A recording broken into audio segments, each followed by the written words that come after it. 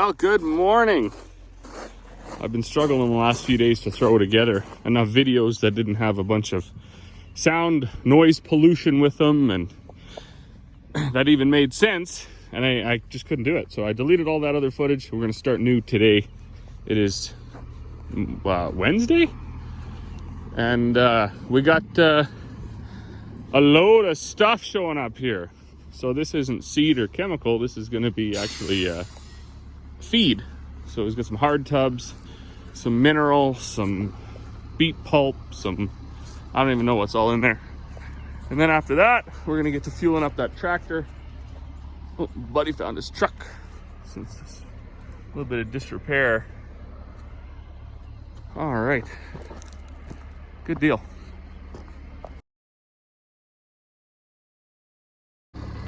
All right, well, things are unloaded.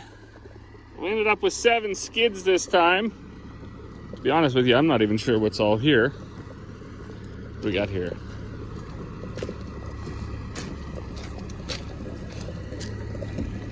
Free Choice Block Supplement. Some hard tubs, some limestone, some beef supplement, some hog mineral, some summer mineral, I guess. That over there is some more beef supplement. And then I think in the shed, I had to, I stuck one in the shed because the bottom of the pallet was already broken. And I thought if it was gonna leak out at all, it may as well leak out on the floor in the shed where there is no rock. And it's nice and hard, that way I can just sweep it up. So let's see what's in there. There was supposed to be some rabbit pellets. I expect they're probably in the bottom of that. Getting a little bit chaotic in here. So I expect in the bottom of this, these brown bags will be the rabbit stuff, and that is more chick starter.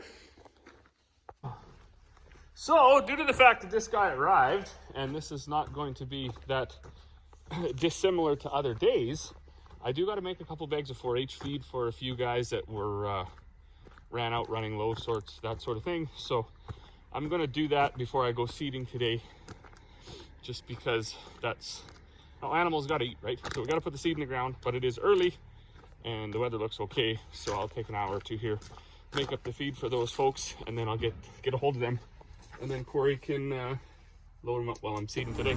Well, good afternoon, I suppose. I think it's either 11:40 or 12:40, not too sure. So that field right there, just behind us, boom. I seeded that yesterday, about 150. I think it's about 150 acres. I got 160 some on it because I overlapped so much. It's unbelievable going around trees and all that other stuff, how inefficient you get if you don't have sectional control. So that is one piece of technology that we haven't jumped into yet. Maybe on my next seed drill I'll get sectional control. For us, blockage monitors was kind of our first real added to a seed drill, and that's a must. Those things are amazing. But I made 8 bags this morning, and then unloaded that van truck that came, had 7 pallets on there, all different stuff. While I was doing that, Dad and Corey, they filled this up with wheat, fueled it up, put some DEF in the old girl, and now we're headed out to seed my mom's quarter. So of course every field has a name. We find that with most farms. On here we can go with our legal land. I think BC is different, but Saskatchewan and Manitoba, maybe even Ontario, they run on that, what do they call it? Oh, I can't even, Dominion Land Survey.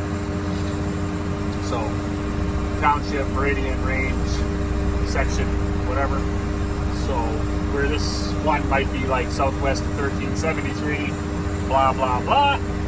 We just call it my mom's quarter because nobody's going to remember all those numbers. Then once I get that one done, I'll hop off right here. There's a half section. We call this one my dad's. The one to the north of it we call Corey's. And we'll have wheat all together. This is quite a nice block because we got, what, 450 acres here all in one chunk. Kind of, the big fields are sure nice. You could have, you could use some fairly big machinery on fields like this. Most of our fields are not like that though. So 50 feet for us is pretty much knocking on as big as we want to get. So it's funny, I was thinking yesterday while I was driving around, when my dad used to seed with box drills and they had their own mover, so not built into the box drill, you actually had to back it on there. Pulling into a new field and finishing a field always came with a certain amount of time to get set up for the next field. So you had to back the drill onto the mover, unhook from the drill, go hook onto the mover, pull it to the next field, unhook the mover, hook on the drill, blah, blah, blah. Took a certain amount of time, right? And now we're supposed to be more efficient, but we pull into a field and all we got to do is wing down and we should be ready to go, right? But it's not the case anymore because you got to enter all the information into your GPS, if you're going to do that at all. Reset your hydraulics from winging up, winging down, whatever the case may be. Unlock your screen, shut off your four-ways, and then get out and check and make sure none of the hoses fell off. I always fire up my fan, charge my runs, and then get out and make sure everything's going to be seeding. That gives me good peace of mind that everything was seeding on the last field, and then I start this field with everything seeding, and then of course check all the pins and all the stuff, that nothing, no cotter pins or anything have fallen out. So I guess what I'm getting at is, before I used to help my dad, and it would take the same amount of time, but all we did was unhook and hook up to the mover and drive to the next field, unhook from the mover, hook up to the drill, start seeding. Now it takes us the same amount of time just on basically technology to get everything set up for the next field. Kind of bizarre. All right, so now we got to check, make sure everything is seeding. I should have charged the runs a little bit more, I guess. Not very much came out. I guess there's enough to see. So what I'm gonna do, I'm gonna crawl right under here, because while I do that, I can check this, make sure these are all still set to the right mark, and then we'll be ready to seed. Well, a little bit breezy. So one thing I did have in a video from a day or two ago that I ended up deleting because I didn't articulate it right, because I was actually pretty upset about it, I guess. So this drill, if you can see, that one doesn't have a scraper on it anymore. When we went out, we seen that we weren't seeding deep enough. It is pretty dry, so we wanted to get it a little bit deeper. These come factory set. Down in here, there's a recessed groove. I believe that's 3/4 of an inch deep, and in the book it says you basically can just leave it there and seed all of your crops at that depth. Well, I mean, maybe, but it's always good to be able to adjust it, right? So in order to adjust it, you loosen this big nut, and there's a tool that helps you line it up properly. It hooks in the back here, so it can be more scientific and every shank can be the same. But effectively, you want to get either lined up to a groove or in between a groove. So we're trying to line it all up to that groove there, which is 1.25 inches. And when we did it last year, or the first year, the last time we did this, it was just brutal. Like trying to get in there and wrench on them all and get them tight enough, because they got to be tight, right? That's all that holds it from going out of adjustment, is this nut and bolt right here. So anyways, Corey bought me this fancy Milwaukee, and the thing though, you can't get the socket on there, and you actually can't even adjust this to the deepest setting because it's going to hit this add-on scraper. And why that's frustrating to me is because between the scraper people and the people that made the drill, because they're not the same, and then the independent dealer that sold the drill, You would have thought they could have got together for, I believe the farmer that I bought this from, he was a neighbor to the east and he got out of farming. I think he told me he paid like $180,000 for the toolbar alone. He bought it brand new and he had it for like a year or two and then we bought it from him. But he said like it was a disaster from the get-go. They didn't put the hoses on right. They didn't do a bunch of stuff right. And then even the scrapers they didn't do right. So you couldn't adjust any of them. So we actually ended up taking them all off the day before last. And Dad's got them all in the shop right now and he's grinding them all off so that they will work. Because you can't even flip all of them over to be, there is 2 settings for them. They can go on so they're like straight up and down like that, or they can go on so they're out the back like this one. But you have to see where they are at the frame, because the ones that are under the frame, if they're over top, they might bang into the frame. And the ones that are just ahead of the frame, if they're out the back, they might bang into the frame. So I didn't realize that there was those settings because I never got the book, right? Because we didn't buy this new. And I'm assuming the dealer kept the book for the scrapers. Even if there was instructions, I don't even know. But when the dealer put this all together, they had all these ones coming out the back and they would smash into the frame every time they lifted up. So they were all bent and mangled and smashing into the rubber packers. Anyways, it was just a sad excuse for anything, really. It was quite embarrassing. I really thought, you know, for 180 grand, the guy probably, you know, should have got more than what he got. I mean, no wonder he was so frustrated by it.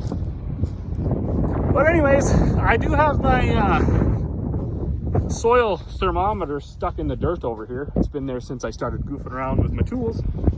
I'm just gonna see how cold it is. I know there's some guys saying the soil's still too cold to seed.